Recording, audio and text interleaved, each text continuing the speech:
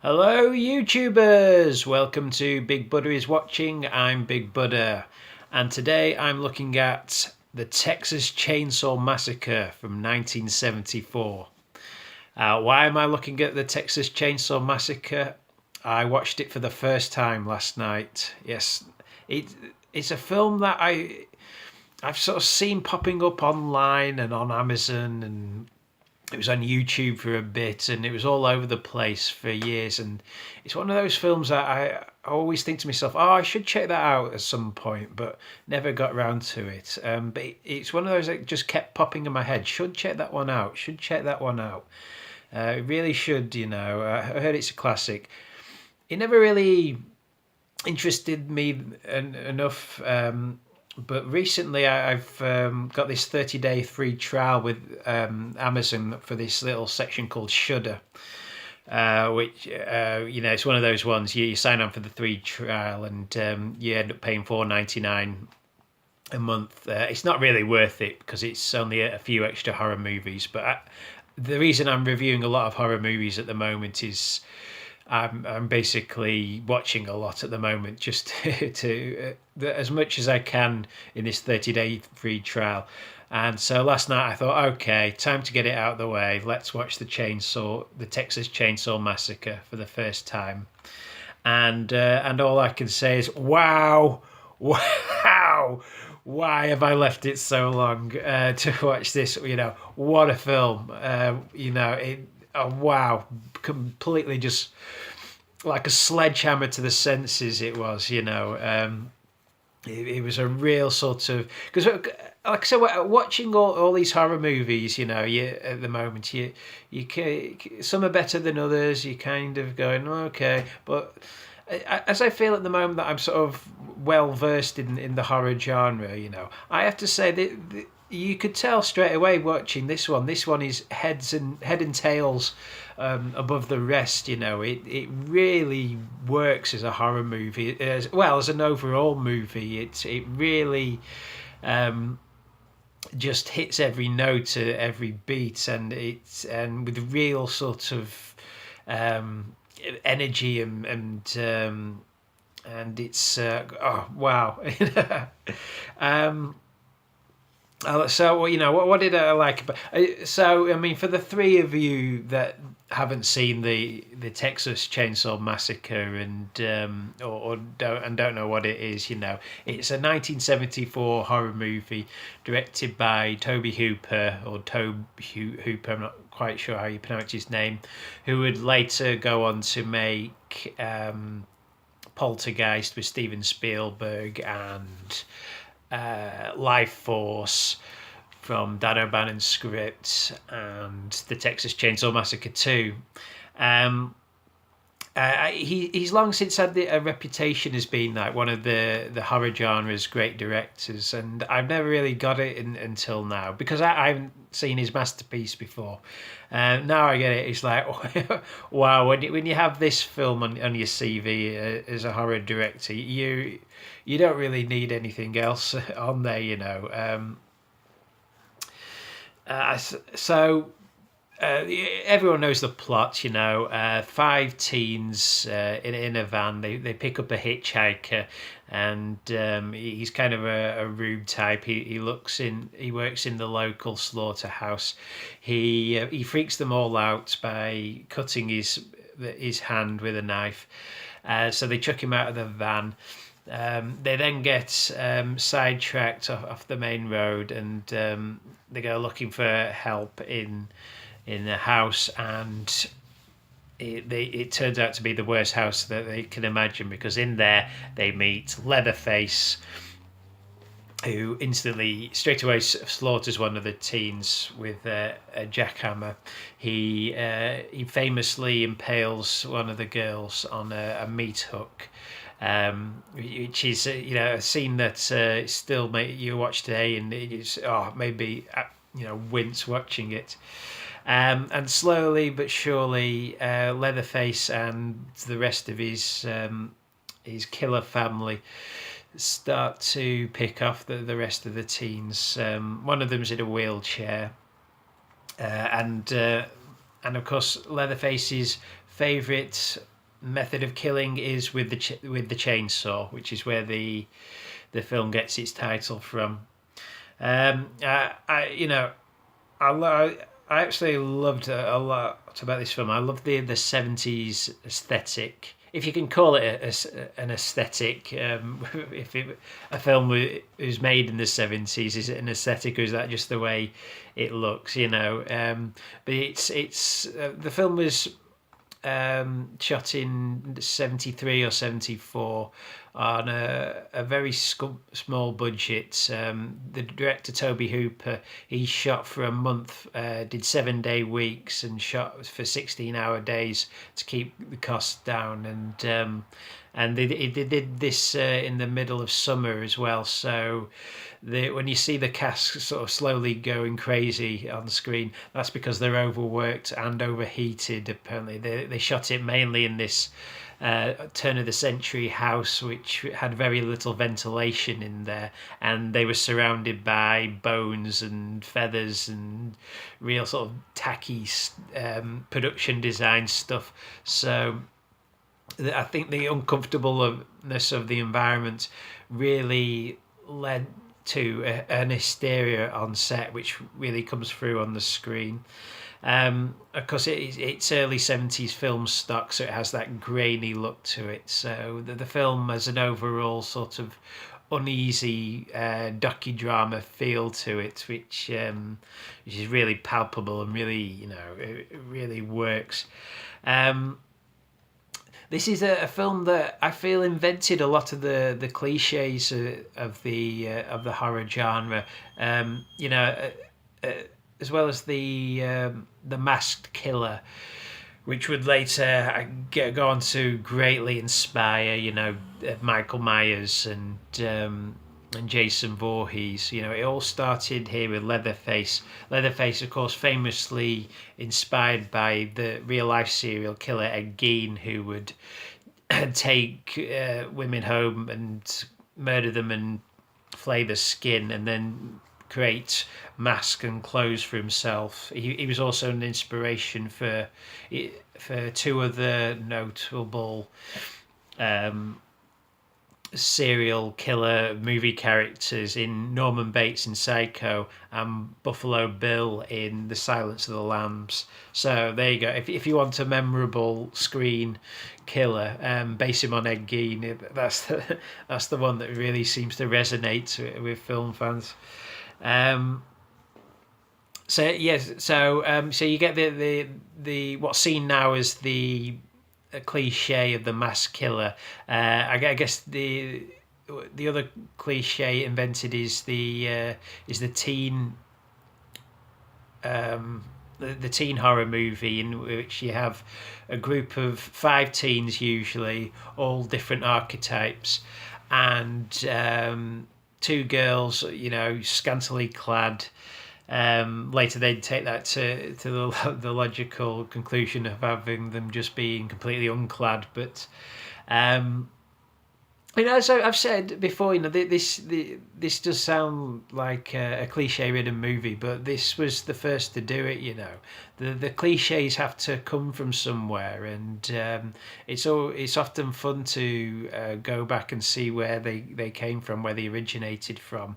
And this is the film that inspired every horror movie in the 80s, from Friday the 13th, Nightmare on Elm Street, all the Halloween series. It all started here. You still get Evil Dead as well. The Cabin in the Woods movies. The films where the teens go on a little vacation together, and end up getting slaughtered slaughtered one by one. I'd say it started really with this film. So a very inspirational film in that respect, and a great aesthetic. It has a hot, sticky, dusty, macabre aesthetic, and you feel that in every frame. And the film is really it's well structured. For as a screenplay by Hooper himself and his co-screenwriter, I should mention, Kim Henkel. They did a great job of structuring the story. So right from the get go, they slowly start to build the tension and the unease, and introduce a world where you can feel it sort of slightly off with the introduction of the hitchhiker character. The first kill, it comes as a complete shock. You're almost the slowness of the first 20 minutes almost lulls you into a kind of hypnotic state. And when Leatherface first appears, there's no grand fanfare. He just sort of rounds a corner and there he is, and it's like, and then he straight away he does his first kill, and there's no musical sting or anything. The musical sting actually happens after the kill, which is a real genius moment, because you kind of sat there almost mesmerized by it, and then it's like, oh my god, that was that was pretty terrifying. And the film progresses. You get all the beats that you'd imagine, but each one really pays off. The girlfriend of the first victim, she goes looking for him in the house, and you get that she sees the decor of the house for the first time,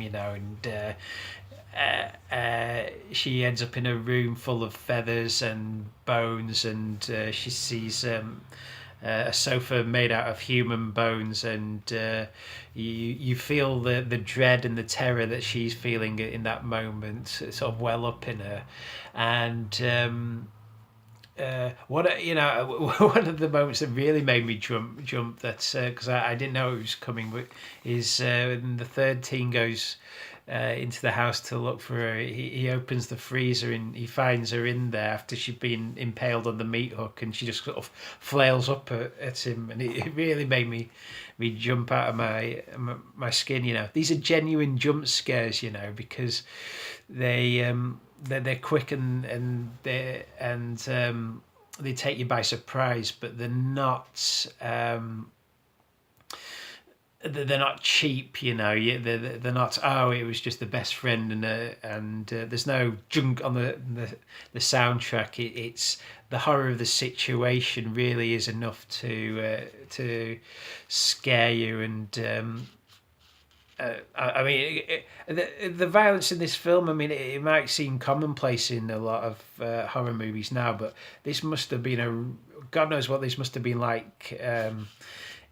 Watching this for the first time in the 70s, it must have been a real shock to the senses. I can see why it was banned. It was banned in the UK for 26 years. I actually remember it being released for the first time.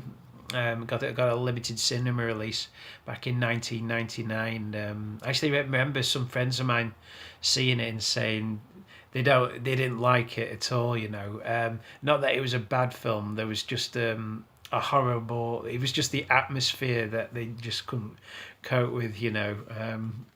These were horror movie buffs, but yeah. I mean, my favorite sort of horror is the genuine horror. It's the horror that really gets into the psyche, and I often think that horror movie fans, they don't really want to be scared or disturbed. Really, they they like that horror very safe and cliched, and they like to know what's coming. And sometimes if you present something that's genuinely upsetting, it can it can knock them off kilter a little bit. So so as I was saying, the film sort of layers on the dread more and more, and layers on the gore. One of the girls runs up. I think it's Sally, the final girl. She runs up stairs and she finds a couple of corpses, but they're propped up almost like they're on display. and the film really builds to the iconic moment, which is the final 10-20 minutes, which is the dinner scene of the family sitting round together, and Sally realizing what once all her friends have been picked off, that she's next, that she's not going to get out of this alive. And oh yeah, there's a fantastic there's a fantastic chase scene with Leatherface and Sally in the midpoint of the film, where he's chasing her through the night with a chainsaw, and it's just one of the most sort of high octane, edge of your seat, horror movie action sequences that I've seen in any film. Great stuff.